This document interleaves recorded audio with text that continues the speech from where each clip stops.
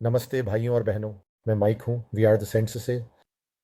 मेरे पास यहाँ एक और संदेश है प्रभु की स्तुति हो।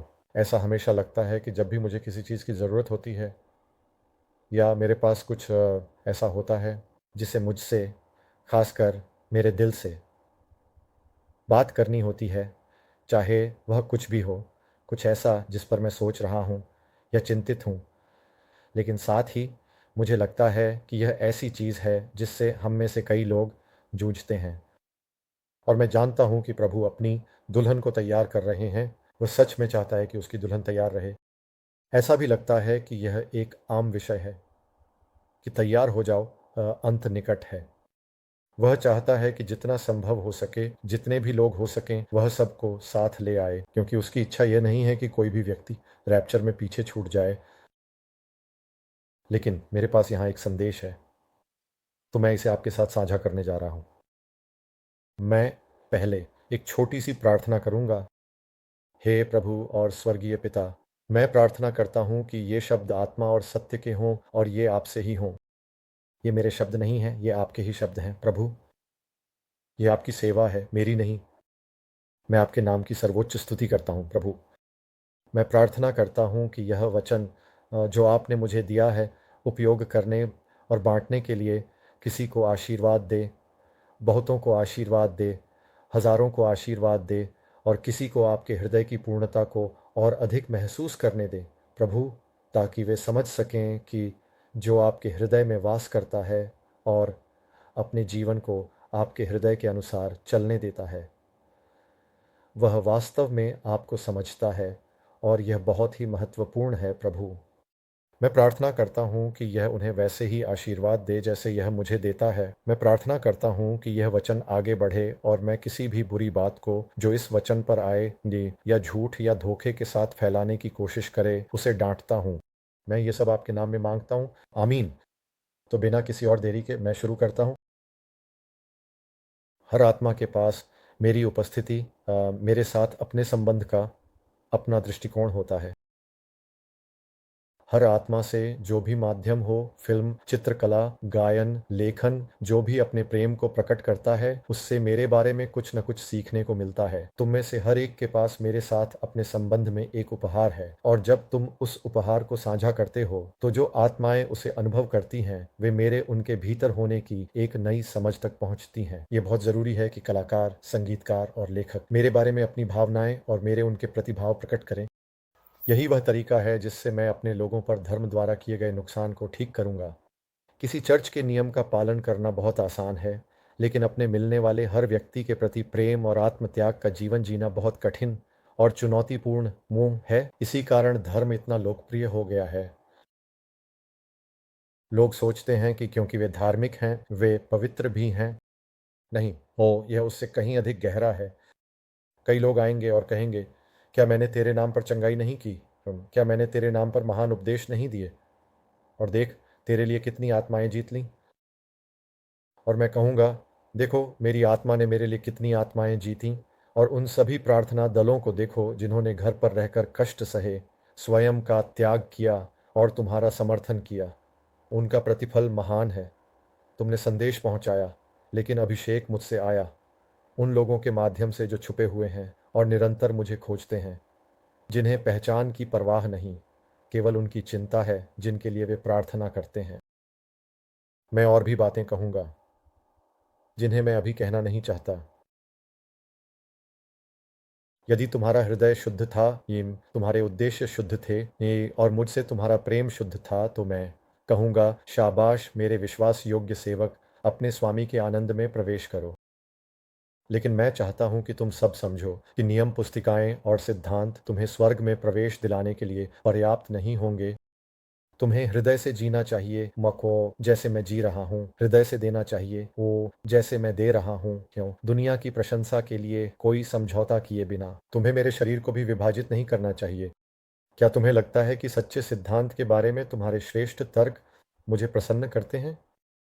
जब तुम विभाजन लाते हो और निर्दोष आत्माओं को ठेस पहुंचाते हो क्योंकि तुम्हारा तरीका सही है और अन्य मसीहियों का तरीका सही नहीं है, और इसलिए उन्हें मुझसे न सुनने के लिए कहते हो, तो क्या तुम्हें लगता है कि यह मुझे प्रसन्न करता है?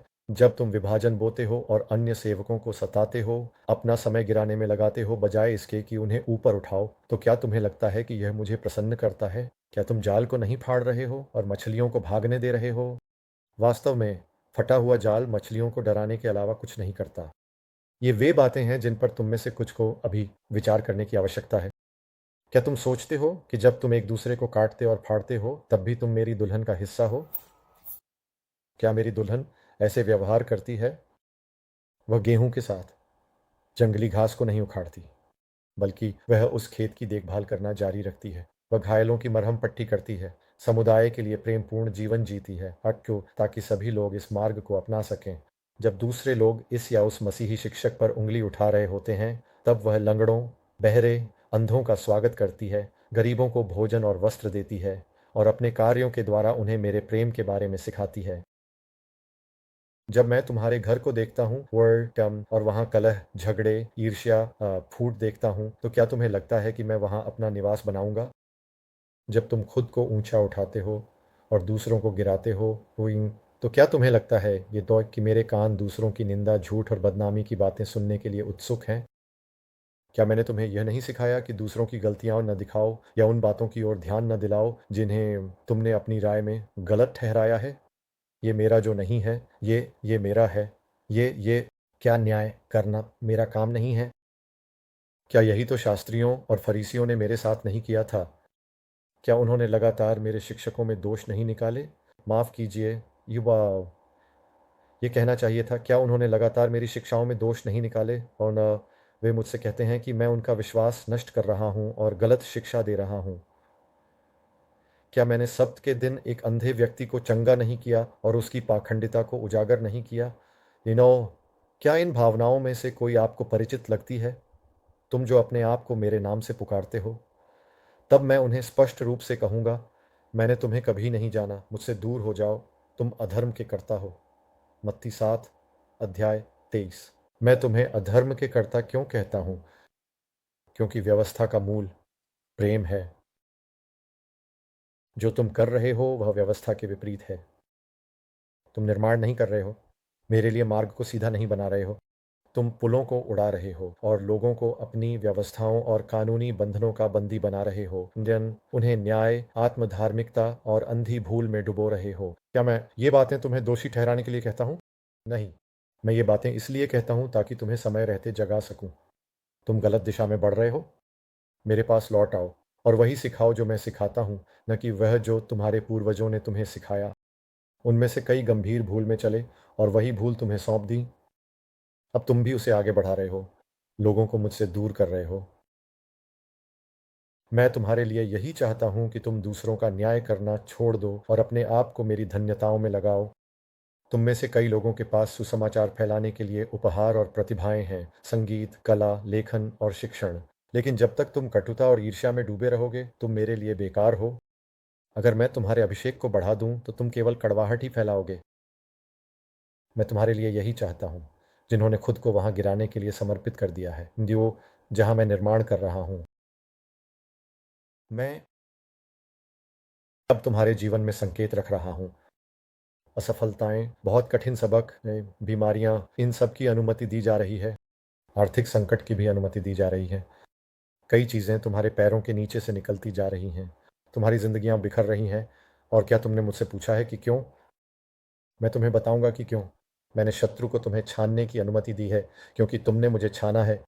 तुमने मुझसे चोरी की है, शत्रु को अपने माध्यम से काम करने की अनुमति देकर। इसलिए अब मैं तुम्हें आत्ममंथन का अवसर दे रहा हूँ। जब तुम्हारे चारों ओर सब कुछ बिखर रहा है, क्या तुम्हारे पास यह कहने का साहस है, हमें चेतावनी दी गई थी कि ऐसा होगा? क्योंकि यदि तुम ऐसा करते हो तो तुम पश्चाताप करोगे और मैं तुम्हें हर उस स्तर पर पुनर्स्थापित कर दूंगा जहां जहां मैंने शत्रु को तुमसे छीनने की अनुमति दी थी। सिर्फ इतना ही नहीं, मैं तुम्हारे उपहारों और प्रतिभाओं को आशीर्वाद देना शुरू कर दूंगा, क्योंकि तुम विभाजन, कटुता या ईर्ष्या नहीं सिखाते। तुम वही प्रेम सिखाते हो जो मैंने अपने जीवन में दिखाया, और तुम अपने चारों ओर अन्य सेवाओं को भी सशक्त बनाते हो। जब तुम फल देखते हो और जानते हो कि शैतान शैतान के विरुद्ध काम नहीं करता, फिर भी शैतान ने जो दीवारें शरीर में बनाई हैं वे गिर रही हैं। क्या तुम नहीं जानते कि यह सब मुझसे ही आ रहा है? जब मैं देखता हूँ कि तुम विनम्रता, दया में चलते हो और वे ही कार्य करते हो जो तुमने मुझे करते देखा है, निर्माण करते हो न कि गिराते हो, तब मैं तुम्हें पुनर्स्थापित करूंगा और तुम्हारी सेवा के लिए तुम्हें सुसज्जित करूंगा। जब तुम अपने जीवन में चीज़ों को बिखरते हुए देखो तो निराश मत होना। मैं इन बातों की अनुमति इसलिए देता हूँ ताकि तुम्हें सिखा सकूँ और सही मार्गों की ओर मार्गदर्शन कर सकूँ, जिससे मैं तुम्हें आशीर्वाद दे सकूँ और तुम सच में वही बन सको जिसके लिए मैंने तुम्हें रचा है। स्वच्छ, सम्मान के लिए समर्पित, स्वच्छ पात्र जो मेरे लिए समर्पित हैं। ये मेरा तुम्हारे लिए हृदय है। जो कुछ मैंने कहा है वह मैं अवश्य करूँगा यदि तुम मेरे साथ सहयोग करोगे। मैं अपने हाथों के कार्य को नहीं छोड़ूंगा। मैं उन्हें नहीं छोड़ूंगा जो सच में मुझसे प्रेम करते हैं, मेरी आवाज़ को सुनते हैं और उसका पालन करते हैं। नहीं, मैं तुम्हें समृद्ध करूंगा और तुम्हें स्थापित करूंगा, क्योंकि ये ही वे योजनाएं हैं जो मैंने तुम्हारे लिए बनाई हैं। मैंने अपने स्वर्गदूतों से कहा है कि वे तुम्हारे साथ रहें उन बातों में जिन्हें मैंने अनुमति दी है, तम ताकि तुम्हारा ध्यान आकर्षित किया जा सके। मेरा पवित्र आत्मा तुम्हें यह विश्वास दिलाएगा कि ये शब्द सत्य हैं। जब मैं देखूंगा कि तुम मेरे अन्य सेवकों को प्रोत्साहित कर रहे हो, तब तुम अपनी सेवकाई के लिए तैयार हो जाओगे। और यही संदेश का अंत था। ऐसी बातें बहुत हो रही हैं। मुझे पता है कि मैं भी काफ़ी समय पहले इससे जूझ चुका हूँ अंजय, और प्रभु को मुझे विनम्र बनाने के लिए मुझे बहुत कुछ सिखाना पड़ा। और मैं हर दिन जितना संभव हो सके उतना अच्छा चलता हूँ। और मैं मेरी प्रार्थनाओं का एक हिस्सा है, मुझे विनम्र बनाए रखो प्रभु, मुझे विनम्र बनाए रखो। अतीत में घमंड मेरे लिए एक बड़ी समस्या थी। उम लेकिन ज़्यादातर मामलों में मैं इससे आज़ाद हो चुका हूँ और प्रभु सच में इस मामले में मेरे साथ काम कर रहे हैं। और इस चैनल पर उनकी सेवा ये वी आर द सेंट्स, आप जानते हैं, ये वही फल दे रही है वो जो वे चाहते हैं, हमारा वो जो कि अच्छा है। और कुछ संदेशों के साथ वही कभी कभी मुझे संघर्ष करना पड़ता है। मैं अब भी उनके साथ संघर्ष करता हूँ, लेकिन उन्हें बाहर आना ही होता है, मुझे संदेश पहुँचाना ही है। वे सत्य हैं और वे प्रभु से हैं, वे मुझसे नहीं हैं। लेकिन अब मैं आप सभी को आशीर्वाद देता हूँ। मुझे आशा है कि इससे आपको सच में मदद मिली होगी। मुझे उम्मीद है कि आप इसमें अपने लिए भी कुछ देख पाए होंगे, और इसमें हर न तरह के शास्त्रों के संदर्भ थे। अगर आपने ध्यान दिया हो तो अपनी बाइबल में वापस जाइए और देखें, आप उन्हें देखेंगे। ओम प्रभु चाहते हैं कि आप वापस जाएं और देखें। वह चाहता है कि आप यह जांचें कि आप क्या कर रहे हैं। अगर आप दिल से नहीं कर रहे हैं नहीं, तो आपको ये जांचने की ज़रूरत है कि आप ये किस लिए कर रहे हैं।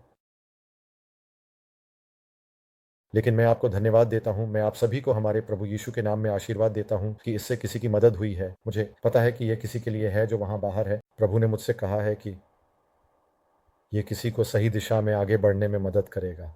यह एक हल्का सा संकेत है, ये एक सुधार है, ये निंदा नहीं है कि, लेकिन वह बहुत गंभीरता से पूछ रहे हैं, तुम क्या कर रहे हो?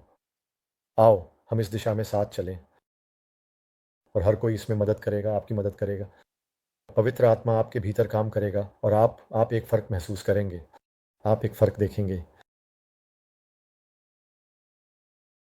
मुझे आशा है कि इससे आपको प्रोत्साहन मिला होगा। ईश्वर आप सभी भाइयों और बहनों को आशीर्वाद दें, और मैं आपसे अगली बार मिलूंगा। ईश्वर का आशीर्वाद।